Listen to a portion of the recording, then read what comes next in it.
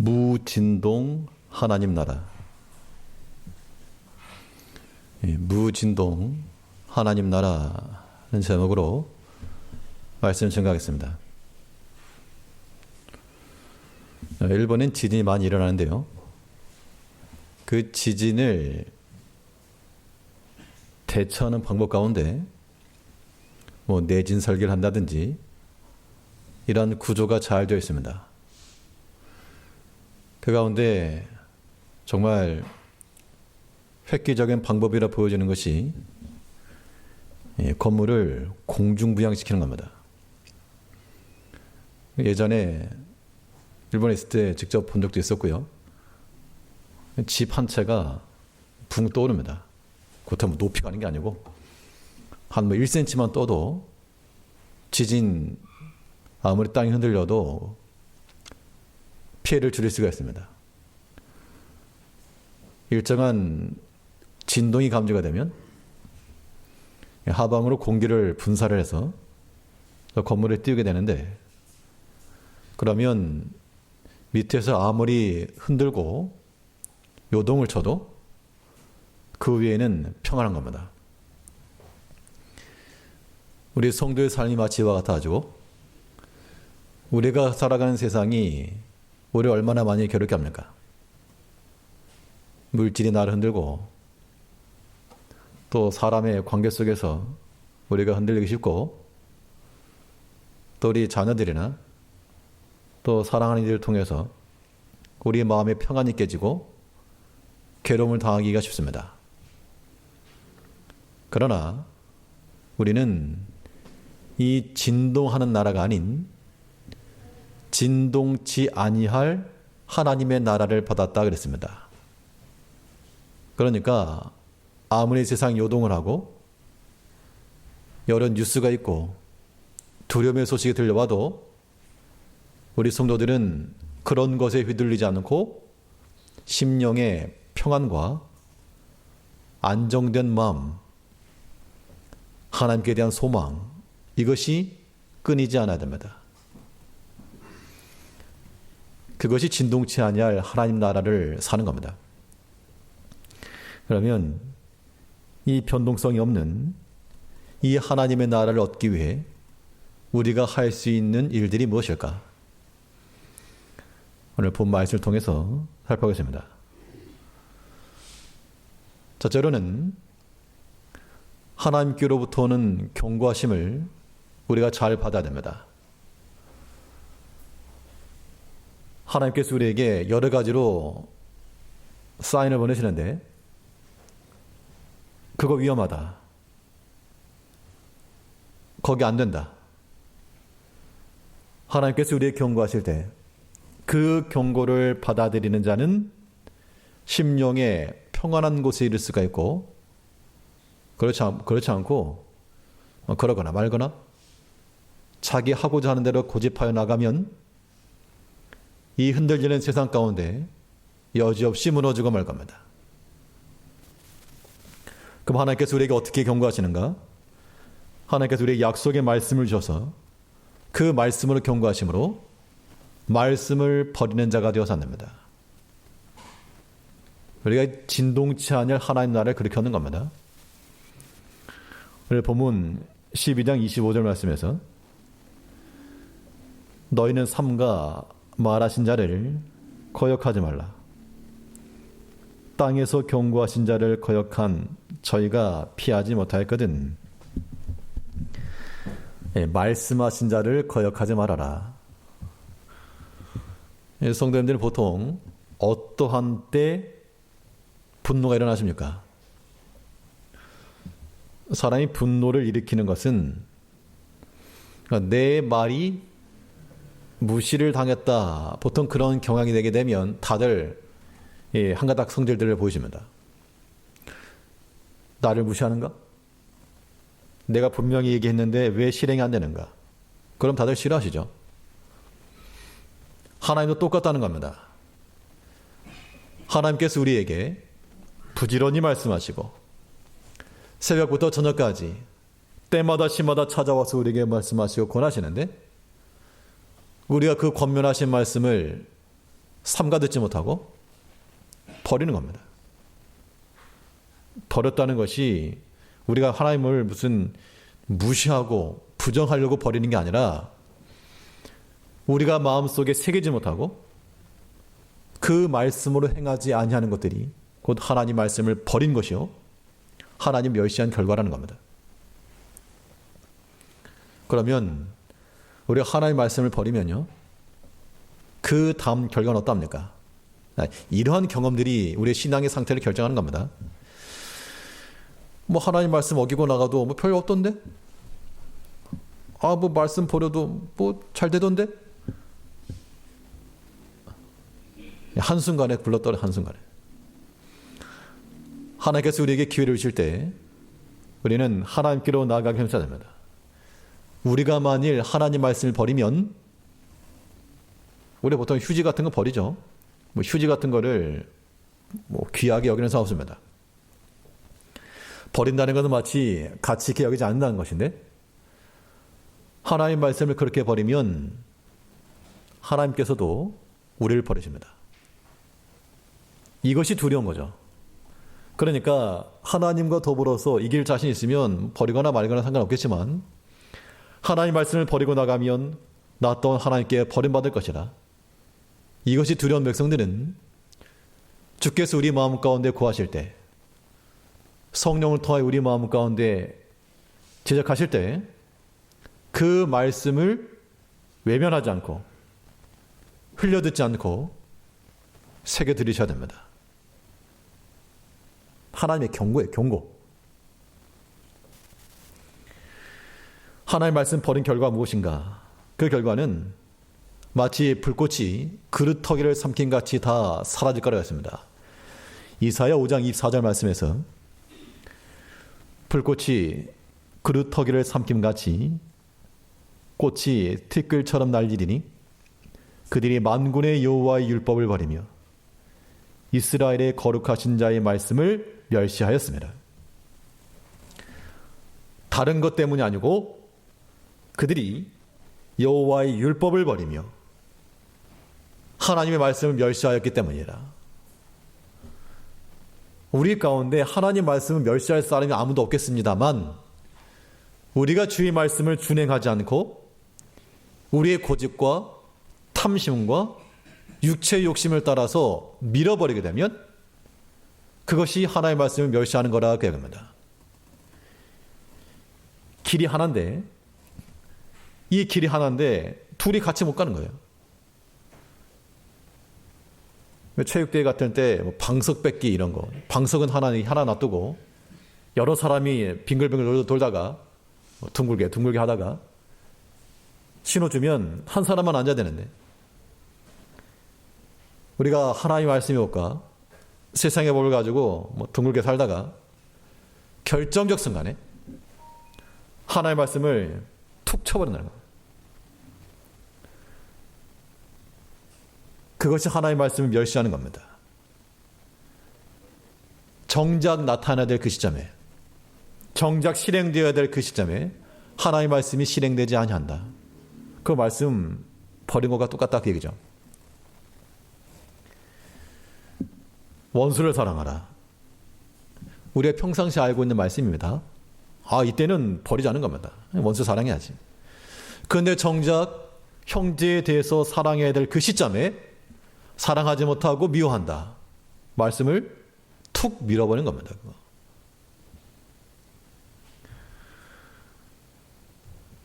하나 앞에 소득의 제물을 드린다. 알죠 당연히. 연보도 하고 11조도 하고 평상시 알고 있는데 정작 드려야 할 그 시점에 여러 가지 사람의 생각과 핑계로 툭 밀어버리는 거. 내가 하나님을 고의적으로 무시하거나 멸시하려고 하지 아니하였어도 그의 말씀을 역행하고 나가면 그게 멸시하는 겁니다. 부모님들께서 자녀들이 훈계하십니다. 이거 하고 이거 하고 하지 말라. 그 훈계의 원인은 부모의 권위죠. 부모된 권위. 그 아이들이 안 할게요.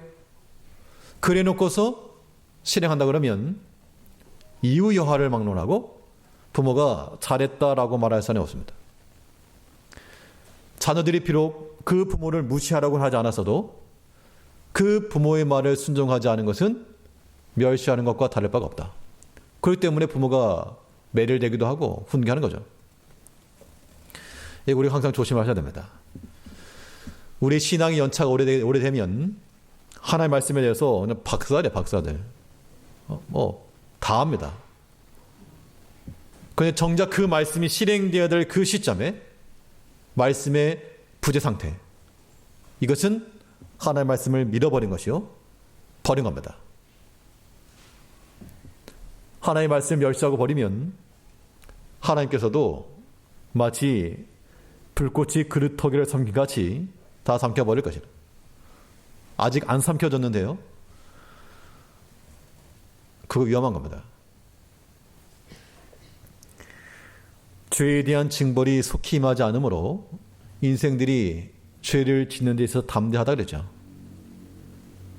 죄를 져도 별일 없으니까 또 짓고 또 짓고, 담대한 마음을 가지고 그러한 위험한 일을 우리는 버려야 됩니다.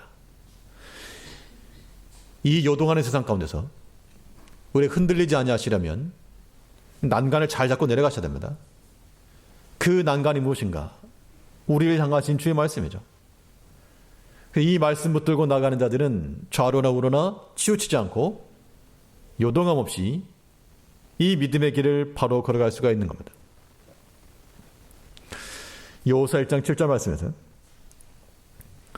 오직 너는 마음을 강하게 하고 극히 담대하여 나의 종 모세가 내게 명한 율법을 다 직행하고 좌로나 우로나 치우치지 말라.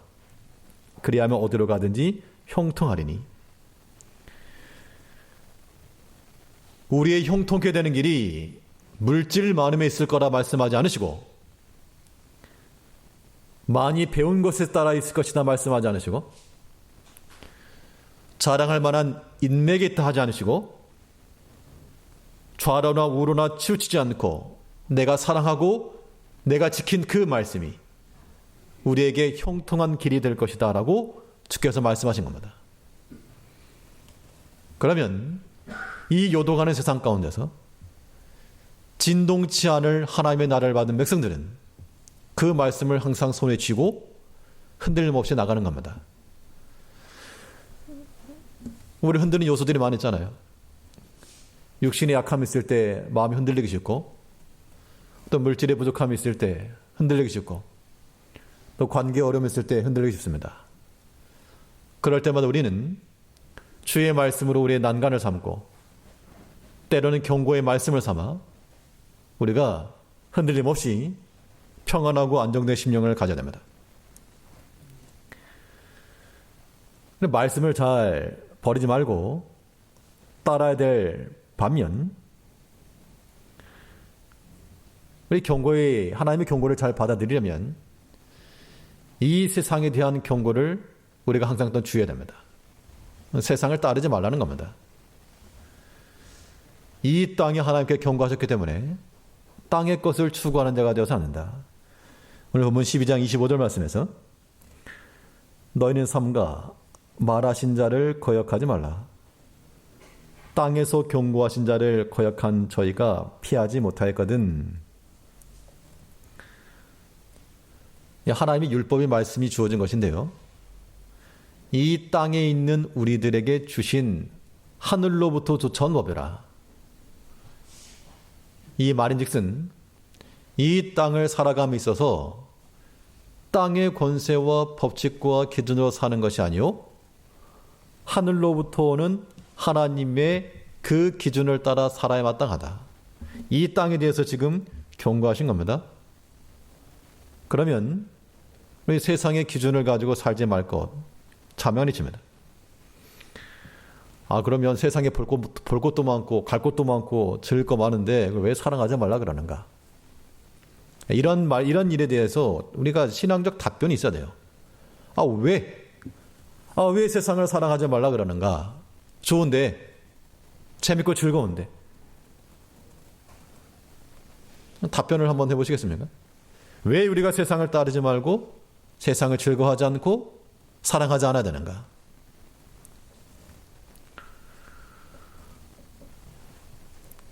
성경은 말하기를 우리가 만일 세상을 사랑하고 따라가면 우리 마음에 무엇이 가득하다? 세상이 가득하다. 그러면 하나님께서 우리 마음에 계시지 않는다. 이것이 우리가 세상을 사랑치 말아야 될 이유입니다. 왜요? 하나님께서 우리 안에 거하지 않기 때문에. 요한일서 2장 15절 말씀에서는 이 세상이나 세상에 있는 것들을 사랑치 말라. 누구든지 세상을 사랑하면 아버지의 사랑이 그 속에 있지 아니하니. 돈을 사랑하니까 하나님의 사랑이 내 마음에 있지 않고 돈 따라가고, 내 취미를 사랑하니까 취미가 앞서서 하나님이 내 마음에 있지 않고, 세상의 것이 필요 없다는 것이 아니고요. 우리의 필요하긴 하지만 그것들을 사랑하는 것으로 삼지 말라. 그러니까 하나님보다 더 사랑하는 걸 뭐라 그럽니까? 하나님보다 더 사랑하는 것을 두 글자로 말하면 우상이죠, 우상. 우리가 무슨 부적을 붙여놓고 나는 우상 안 섬긴다 그렇게 말할 게 아니고요. 하나님보다 더 우선시하는 것과 더 소중히 여기는 것, 그거 우상입니다. 그렇기 때문에 돈 따라가는 사람은 돈이 우상되는 거고요. 공부 따라가는 사람도 공부가 하나님보다 우상될 수 있는 겁니다. 난 자식이 중요하다. 그 사랑하는 자식을 왜 우상으로 만듭니까? 자녀를 사랑하지 말라는 게 아니죠. 당연히 아끼고 사랑하고 훈육하나 하나님보다 더 앞세우지 말라는 겁니다. 오늘날 세대가 하나님보다 더 많이들 앞세우죠. 때로는 자기 자신이 하나님보다 더 앞세워서 자기 자신을 우상 삼고 나가는 겁니다. 모르는 거예요, 자기 자신이. 내가 이렇게 우상 섬기고 있는 것을 모르고 있다는 겁니다. 심각한데도 불구하고. 우리가 하나님의 말씀을 듣는 것은 뭐 잘한다 이런 말 들으려고 하는 게 아니고, 우리가 말씀에도 권면도 받고 위로도 받지만 우리 어떤 약한 것과 부족한 것을 우리가 하나님의 말씀으로 권함받는 겁니다. 내가 하나님보다 더 귀히 여기는 것이 있는가? 이것 때문에 하나님께 나가는 자리가 막히는가? 이것 때문에 하나님 앞에 엎드리는 이 기도 시간들이 소멸되는가? 생각하셔야 됩니다. 하나님보다 더 위하는 거 그 우상인데 그거 사랑하지 말아라. 세상에 있는 거 사랑하지 말아라. 그럼 어떻게 할 것인가? 이건 경험에서 나오는 겁니다. 우리가 세상의 것 따라가지 않아도 하나님께서 주시는 것으로 우리는 충분히 사는 겁니다. 왜냐하면 더 좋은 게 하나님께 있기 때문에 그렇습니다. 더 좋은 거. 이건 참 목사니까 뭐 그런다 그렇게 생각하지 마십시오. 성경의 증거가, 성경의 증거가. 야고보 1장 17절 말씀에서 각양 좋은 은사와 온전한 선물이 다 위로부터 빛들의 아버지께로서 내려오나니. 그러니까 좋은 것은 하나님께로부터 온다. 자, 이 의미를 우리가 이렇게 한번 이해해 보시죠. 내가 열심히 일을 해가지고 뭔가 성공을 이루었다. 뭐 돈을 벌었든지 뭐 높은 자리에 올랐든지 아무튼 이렇다 칩시다. 그럼 좋은 거죠, 그거. 세상의 것으로 자랑할 만한 것입니다. 근데 그걸 얻었는데 내가 갑자기 몸이 아파가지고 내일 세상 떠난다. 그러면 내가 그렇게 간절하게 얻는 거 그게 뭔 소용입니까? 그거? 그러니까 물질에 관계된 것은 왜 세상에서의 노력과 수고를 통해 얻을 수 있지만 더 중요한 생명은 하나님께로부터 왔죠. 이런 걸 인정하셔야 됩니다. 그래, 더 중요한 것과 온전한 것은 하나님께로부터 온다. 그렇기 때문에 우리가 하나님을 더 사랑하고 하나님께 나가는 겁니다. 그러니까 얕은 수 가지고 살지 마시고요. 얕은 수. 더하기 빼기 한다고 해서 잘한다 자부심 갖지 말고 곱하기 나누기도 있고 그 외에 우리가 알아먹지 못한 복잡한 수식도 많이 있습니다. 하나님의 지혜가 마치 그와 같아서 우리보다 높고 크신 하나님이니까 내가 볼 때 이게 좋다 판단하지 마시고 하나님께서 이거 좋은 것이다 주시면 믿음 가지고 받으면 되는 겁니다. 각양 좋은 은사와 온전한 선물이 다 위로부터 빛들의 아버지께로서 내려오나니 그러므로 우리가 세상을 따르지 말고 세상에 경고하신 그 경고를 우리가 수납을 하고 하나님을 따라가는 자들 되어야 된다. 이것이 이 요동하는 세상 가운데서 요동치 않는 하나님의 나라를 사는 백성들입니다.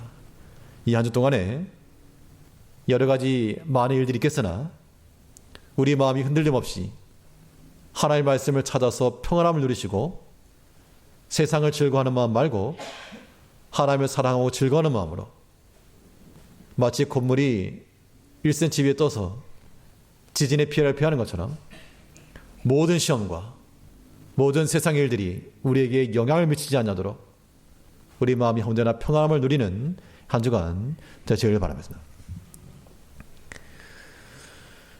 실제로 진동치 않는 하나님의 나라를 우리가 어떻게 얻을 것인가? 이 요동하는 세상 가운데서 진동하지 않는 하나님의 나라를 얻는 길은 하나님의 은혜를 받는 데 있습니다. 하나님의 은혜를 얻으라. 하나님의 은혜를 어떻게 얻을 것인가? 은혜를 주시는 하나님 마음에 합한 자가 되라. 하나님을 경외하라는 얘기죠. 히브리 12장 28절 말씀에서 그러므로 우리가 진동치 못할 나라를 받았은즉 은혜를 받자. 이로 말미암아 경건함과 두려움으로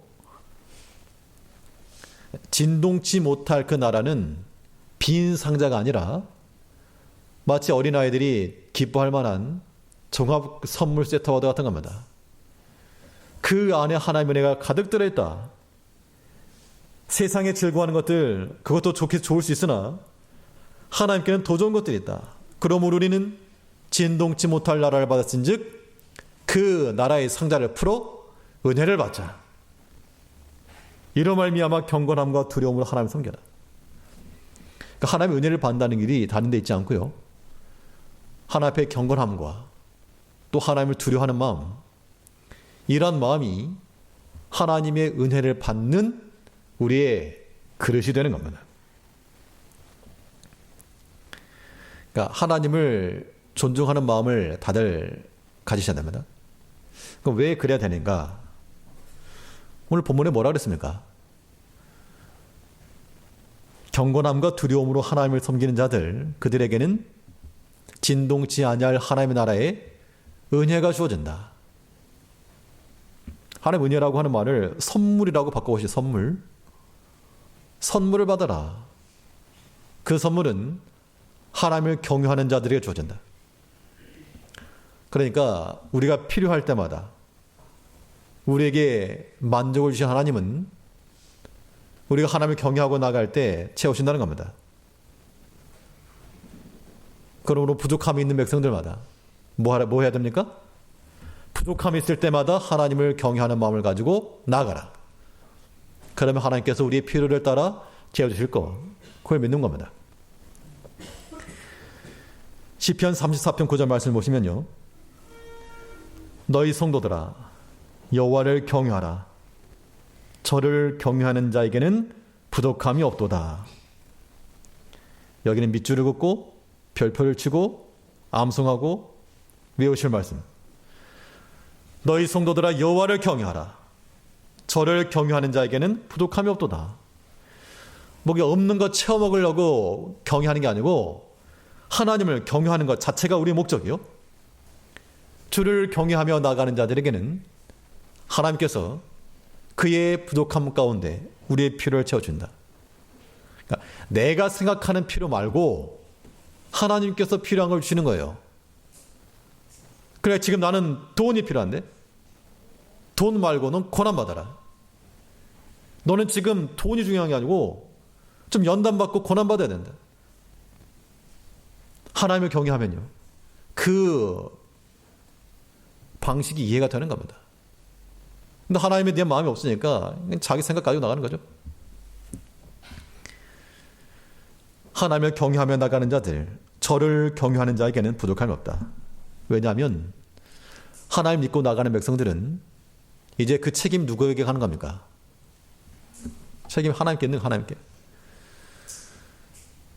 부모님들이 자녀들이 있을 때 아이들이 세수도 안 하고 얼굴에는 꼬질꼬질 때가 껴가지고 옷에는 김치국물 묻어있고 그거 하루 이틀 그렇게 입고 다니면 아이가 부끄러운 게 아니고 부모가 부끄러운 거죠. 부모의 수치입니다.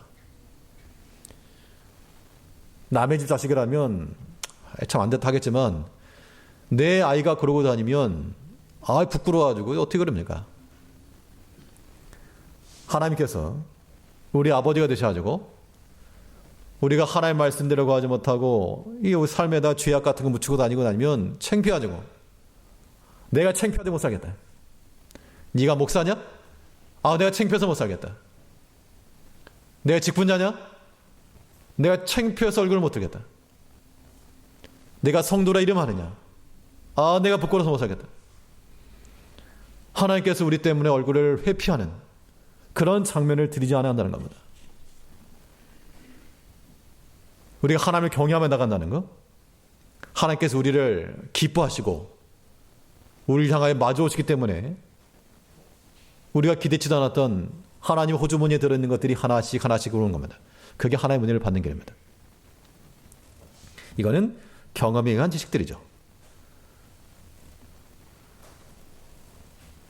근데 하나님을 경외한다는 것은 이거 억지로 시켜서 될 게 절대 아닙니다. 그러니까 이론상으로 알죠. 경외해야 된다. 그런데 하나님을 경외하고 사랑하라 이렇게 해도 안 하거든요. 그러니까 우리가 은혜를 받지 못하는 겁니다. 우리의 신앙생활은 하나님 앞에 나감에 있어서 이거는 자발적 순종함을 가지고 하나님을 사랑하고 경외하는 자들 되어야 됩니다. 오늘 본문 12장 28절 말씀에서는 그러므로 우리가 진동치 못할 나라를 받았은즉 은혜를 받자. 이로 말미암아 경건함과 두려움으로 하나님을 기쁘시게 섬길지니. 자, 은혜를 받고 하나님을 기쁘시게 섬긴다. 자, 기쁘게 섬긴다는 그 말은 여기 억지로 한다 이런 표현이 없죠. 하나 앞에 나가는 것이 억지스럽다. 남을 위한 그런 신앙생활은 아니고 본인이 그런 겁니다. 남 보여주기식으로 내가 또 이거 제대로 안 하면 남들 보기에 부끄럽다. 그 사람들 의식하지 마시고 우리는 오직 하나님을 의식하고 나가야 됩니다. 그러니까 하나님을 향한 그런 자발적인 순종, 자원하는 마음. 신앙생활에 있어서의 가장 중요한 게 이거죠. 억지로 신앙생활하는 것만큼 힘든 게 어디 있습니까? 그래서 우리가 우리 자녀들 볼 때 그게 굉장히 괴롭죠. 자기 신앙이 아직 확립되지 않았을 때 부모의 손에 따라서 나오긴 나왔는데 이제 머리가 커지면서 이제 거부하는 겁니다. 근데 그런 모습 볼 때 굉장히 안타깝죠. 하나님께서 우리를 향하여서도 좀 억지로 하지 말고 자원해서 해라. 자원해서 즐거운 마음으로. 이 자원하는 마음을 갖는 것, 이것은 곧 구원의 즐거움을 얻는 길입니다. 그 다윗은 말하기를 시편 51편 12절 말씀에서 주의 구원의 즐거움을 내게 회복시키시고 자원하는 심령을 주사 나를 붙드소서. 옆에서 선지자들이 이렇다 저렇다 다윗 주변에 선자가 있었습니다. 그러나 이 다윗은 말하기를 이 많은 선자들 그들로 인해서 만족한 게 아니고 내 마음속에 자원하는 심령을 주셔서 나를 붙들어 달라. 그러니까 자기 자신의 신앙생활을 다른 데에 맡기지 않고 자기 자신이 지금 가지고 나가는 겁니다. 물론 약할 때는 도움이 필요하죠. 때로는 권면도 필요합니다. 그런데 제일교회 같은 경우는 보통 10년, 20년은 축에도 못 끼니까 30년, 40년 오랜 횟수가 되었음에도 불구하고 자발적인 순종함이 나오지 못한다. 권해야 억지로 한다. 때는 권해도 안 한다. 이것은 진동치 아니할 하나님 나라를 얻는 백성들이 아닙니다. 하나님의 백성은 그렇게 살 수 없어요. 하나님께 나가는데 어떻게 우리 마음이 억지가 되겠습니까? 아직까지 알지 못하고 깨닫지 못한 겁니다. 내가 안다고 생각하는 것이 절대 아닌 게 아니죠. 우리가 실제로 행하는 것이 아닌 겁니다. 하나님 앞에 즐거운 마음으로 예비하며 하나님 앞에 기도하는 이 시간들을 즐겨하며 찾고 하나님의 전을 향한 이 즐거운 마음들, 이것이 곧 우리의 자원하는 마음이죠. 그런 마음 상태에서 하나님의 은혜를 받을 수가 있다. 이 한 주 동안에 우리가 세상의 것을 가득 채우려는 것 대신에 하나님의 은혜를 가득 받으시기 바랍니다. 하나님을 경외하고 사랑하는 마음을 가지고 또 하나님을 향한 자원하는 마음을 가지고 그 마음 그릇에 가득 부어주시는 하나님의 은혜가 있을 줄 알고 이 세상 가운데 같이 흔들리지 말고 너는 흔들려라. 나는 하나님 안에서 평안하다. 그 은혜를 계수하며 살아가는 이 한 주간 되어야 될 줄 압니다. 셋째로 이 진동치 않는 하나님의 나라를 우리가 어떻게 얻을 것인가.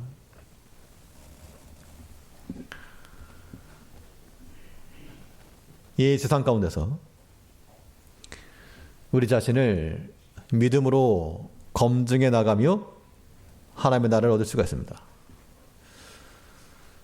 이 믿음의 검증이라는 것은 어떤 상태를 추구할 것인가 하면 믿음으로써 우리의 죄악된 마음과 악한 것들을 제거하는 것이죠. 그래서 우리 마음이 깨끗하고 정결한 상태가 되는 겁니다. 하나님께서는 이 죄라고 하는 걸 용납지 않으시고 하나님 나라에는 그런 예가 없다는 겁니다. 하나님의 나라에는 죄나 악한 사상이나 행실이 끼어들 자리가 없으므로 그런 것들은 다 소멸하고 깨끗하고 정결한 상태로 그 나라에 들어오게 하신다. 오늘 보면 12장 29절 말씀에서요. 우리 하나님은 소멸하는 분리심이니라. 자, 소멸한다. 소멸한다는 얘기 뭐죠? 없앤다. 없앤다. 어떤 교회 갔더니 입구에 샤워 부스라고 이런 샤워 말고요. 그 미세먼지 같은 거를 잡아주는 입구 지나갈 때 쫙 바람이 나가지고 가만 서 있으면 다 사라지는 그런 걸 설치해놨더라고요. 참 영적이다. 우리가 하나님 전에 들어오고 나갈 때마다 우리 안에 들어있는 모든 세상에 속한 것들과 죄악된 것들이 다 털어져 나가고 정결하고 깨끗한 마음으로 하나님 전에 출입하며 나가며 이것이 신앙인의 삶이 아닐까. 하나님은 소멸하는 불이라. 뭘 소멸하겠습니까? 당연히 육체에 속한 것들, 우리 영혼을 거스리는 것들, 하나님께서 그거 버리시는 겁니다. 지난주였나요? 뉴스를 보니까 상추를 먹으려고 뜯었는데 그 뱀이 한 마리 나왔다 그러죠? 뭘 잘못 시켰는데 상추를 먹으려고 뜯었더니 그 안에 한 20cm짜리 뱀이 나왔답니다. 그럼 식탁에 올려놓고 뜯었는데 생각지도 않았던 고기가 나왔다 그럴 생각 없죠. 이것이 혹시라도 우리 애들 부를까 아마 깜짝 놀라서 뛸 겁니다.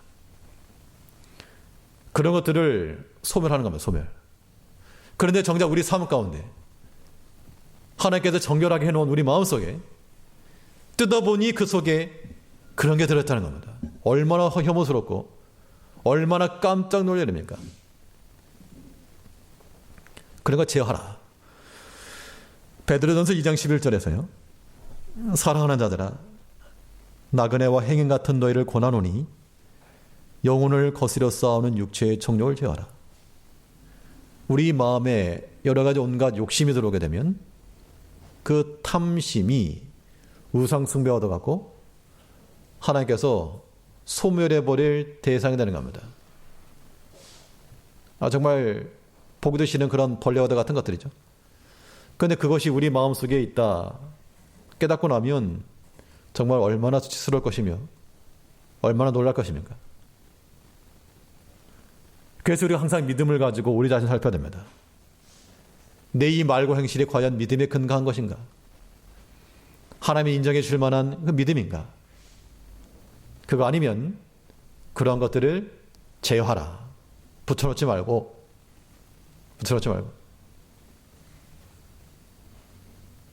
이 거머리가 다리에 붙으면 어렸을 때 기억이긴 하지만 아무튼 논에서 못 씹는 그런 장면들 기억나는데요.